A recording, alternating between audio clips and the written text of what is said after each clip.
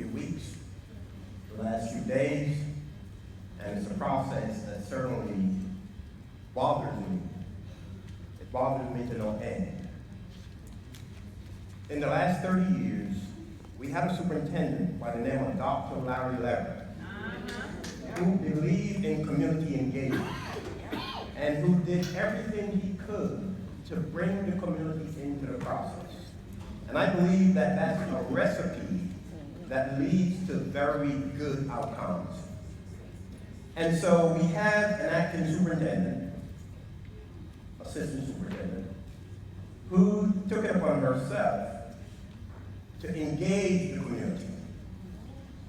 And I have been told that she has been smacked down because of her engaging the community. And I think that that should be encouraged as opposed to it being discouraged. And so I am extremely disappointed that the board as a whole will take the action that it has taken by refusing to, at a minimum, renew Dr. Sherrod's position of assistant superintendent. At a minimum, that should have been done. The role of a superintendent is one that this district has been lacking for the last 7 years, a qualified superintendent. And you brought Dr. Sherrod into the district as assistant superintendent just a few short months ago, or maybe not even that long. You appointed her as acting superintendent.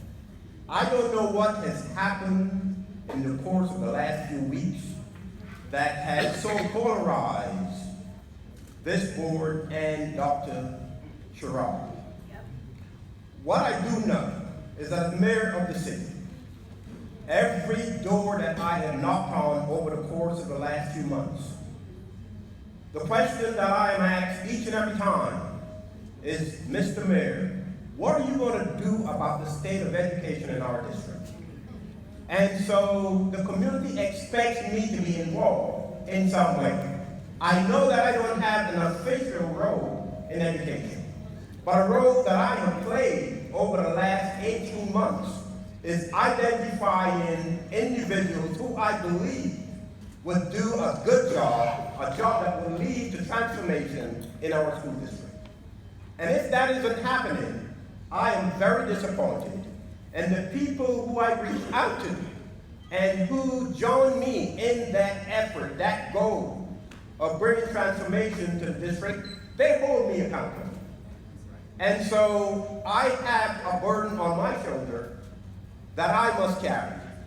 And I'm going to make sure that I jettison that burden, because it is important for me to support candidates who are supportive of people like Dr. Sherrod, who is a breath of fresh air in the district. And so, when police officers give input, when firefighters give input, when our 500 employees give input, I don't ignore that input. Those employees don't get everything they want, and they shouldn't. But you cannot ignore all of these people that are sitting behind me. You can't ignore the parents in the district. You can't ignore the people who put you in these positions to be responsible. You just cannot do that. And that's exactly what you're doing. The search for a superintendent should not become a social experiment.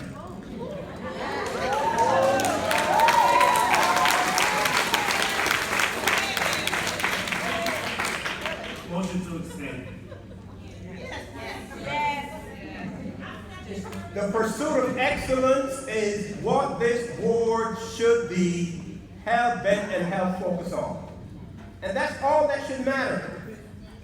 Excellence. And if we are to turn around this district, we cannot make these kinds of decisions that you obviously have made. And personal agendas have no place in moving this district to a place where it needs to be and where it must be. And so I pledge to each and every one of you that I will continue to do all that I can, play my part. It has been told to me by a number of people that it has been said that I should not be involved in the education, in the Board of Education. Well, I have news for you. I'm going to be involved. I'm going to find candidates who will lead to better outcomes in this district.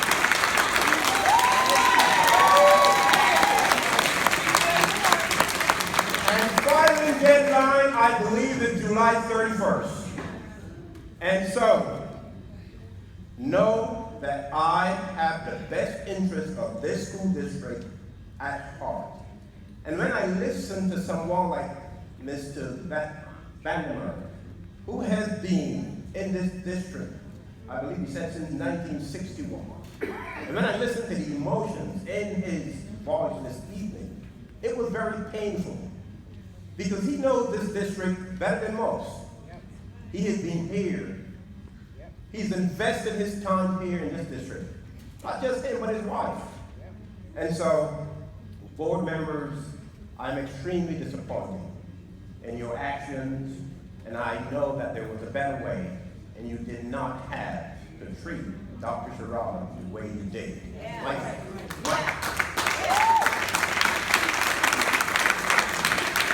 I will end with a question. And this is to the attorney. Under the Sunshine Law of the state of New Jersey, all members of every governmental body is allowed to participate by phone, as long as there is a speakerphone in the room. That's the law, that's the Sunshine Law. And so, I know that the School Boards Association, they recommend that it be a policy, but it doesn't have to be a policy. The Sunshine Law is the law of the state of New Jersey that governs public meetings.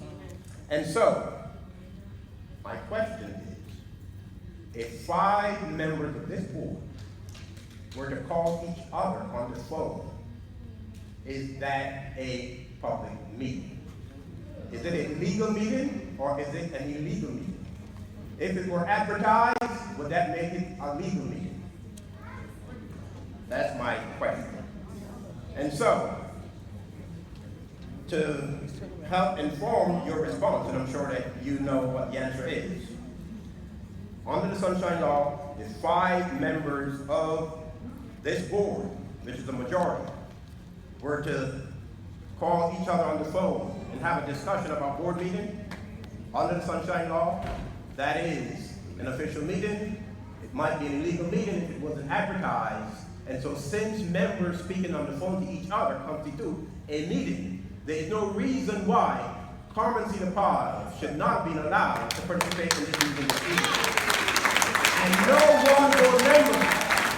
one member should have dictated whether or not any one of you get to participate by way of telephone. The Sunshine Law allows it. Thank you, and may God bless each and every one.